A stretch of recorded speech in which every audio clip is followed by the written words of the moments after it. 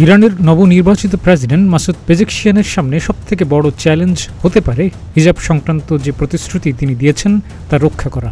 কারণ কট্টর ইরানে প্রেসিডেন্টের ক্ষমতা প্রধান ধর্মীয় নেতা আয়াতুল্লাহ খামেনি এবং খামেনির সহযোগীদের থেকেও কম। ভোটের আগে হিজাব সংক্রান্ত আলোচিত বিষয়ে সংস্কার আনার প্রতিশ্রুতি দেন মাসুদ, যেখানে তিনি নারীদের পোশাকের স্বাধীনতার পক্ষে অবস্থান নিয়েছিলেন। তিনি তার প্রতিশ্রুতিতে বলেন, হিজাব আইনের মতো সামাজিক নানা বিষয়কে নিয়ন্ত্রণকারী আইনগুলোকে দুর্বল করবেন তিনি। 2022 সালে হিজাব সংক্রান্ত আইন লঙ্ঘন করায় ইরানের পুলিশ হেফাজতে মাইশা আমিনির মৃত্যুর ঘটনায় কর্তৃপক্ষের ব্যাখ্যা চেয়েছিলেন পেজেকশিয়ান। এছাড়া পরমাণু চুক্তিসহ গুরুত্বপূর্ণ বিষয়ে পশ্চিমাদের সঙ্গে আলোচনায় অগ্রগতি আনবেন বলে আশ্বাস দিয়েছেন ইরানের নতুন প্রেসিডেন্ট।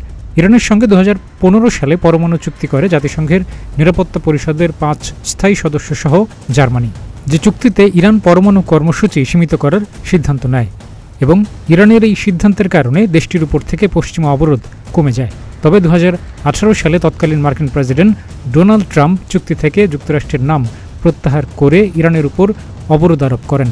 ইরান তার পরমাণু কর্মসূচি পুনরায় বেগবান করে। চলতি বছরের জানুয়ারিতে দ্য টেলিগ্রাফে প্রকাশিত এক প্রতিবেদনে বলা হয়, ইরানের কাছে 60% সমৃদ্ধ ইউরেনিয়াম রয়েছে। পরবর্তী 5 মাসের মধ্যে 12টি পরমাণু বোমা তৈরি করতে পারবে ইরান। পরমাণু বোমা তৈরিতে 90% সমৃদ্ধ ইউরেনিয়াম প্রয়োজন হয়। নির্বাচিত হওয়ার আগে পেজেকশিয়ান তার প্রতিশ্রুতিতে পশ্চিমাদের সঙ্গে ইরানের এই পরমাণু চুক্তি সংক্রান্ত আলোচনা পুনরায় শুরু করার প্রতিশ্রুতি দেন। ইরানের সরকার প্রধান হিসেবে মাসুদ পেজেকশিয়ানের মেয়াদ 4 বছর। 8 কোটি 80 লাখ মানুষের ইসলামী প্রজাতন্ত্র ইরানে অর্থনৈতিক নাজুক পরিস্থিতি, ভিন্নমতের উপর ধর্মীয় কড়াকড়ি, উচ্চ মূল্যস্ফীতি এবং কঠোর পশ্চিমা অবরোধের মতো বেশ চ্যালেঞ্জ মোকাবেলা করতে হবে পেজেকশিয়ানকে।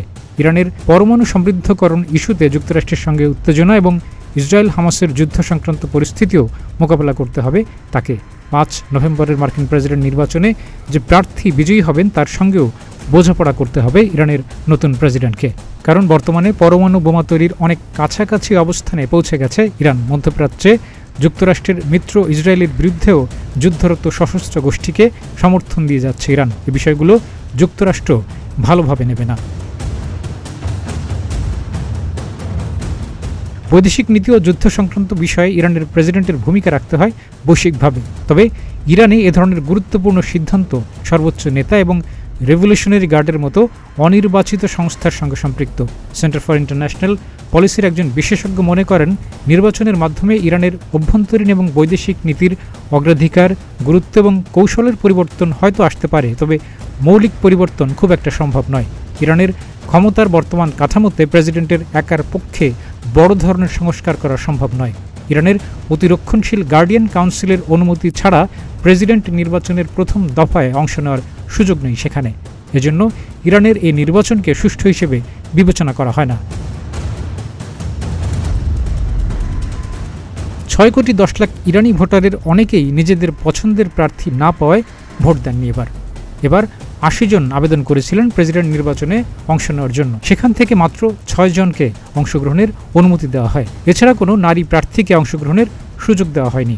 যে 6 জন অংশগ্রহণ করেছেন তাদের মধ্যে 5 জনই ছিল কট্টরপন্থী এবং 3 জনের বিরুদ্ধে পশ্চিমা নিষেধাজ্ঞা ছিল। 5 জুলাই ইরানে অনুষ্ঠিত প্রেসিডেন্ট নির্বাচনে মাসুদ পেজেকশিয়ান শক্তিশালী প্রতিদ্বন্দ্বী কট্টরপন্থী সাইদ জালিলিকে হারিয়ে দ্বিতীয় দফার ভোটে বিজয়ী হন। ডেস্ক রিপোর্ট, প্রতিদিনের বাংলাদেশ।